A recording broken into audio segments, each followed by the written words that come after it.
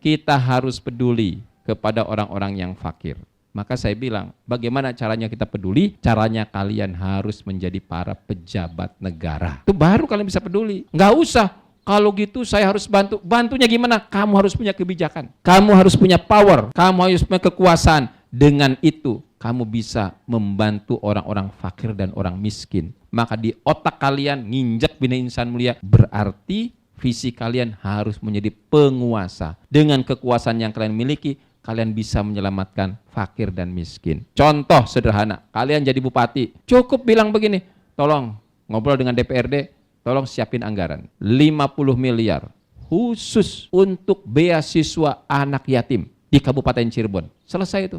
Anak yatim terselesaikan, tidak harus mengawini ribuan janda. Bupati nggak usah ngawin ribuan janda, cukup dengan anggaran 50 miliar alokasikan untuk beasiswa semua anak yatim melalui APBD. Tanda tangan, selesai, jalankan. Semua anak yatim aman. Paham cara kebijakan? Ini banyak sekali yang imam-imam masjid, para muazin masjid, orang-orang yang miskin sekali. Sehingga dakwahnya susah. Gimana dia mau dakwah? Mau tenang di masjid, mau ngajarin ngaji.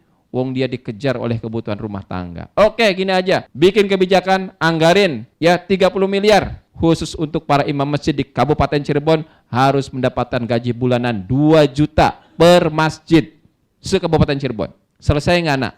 Menyelesaikan kemiskinan. Ini orang Cirebon banyak yang kagak punya pekerjaan. Susah sekali nih di Cirebon nyari kerja. Oke, caranya gimana? Kita buka investasi asing. Pergi ke Korea, pergi ke Cina.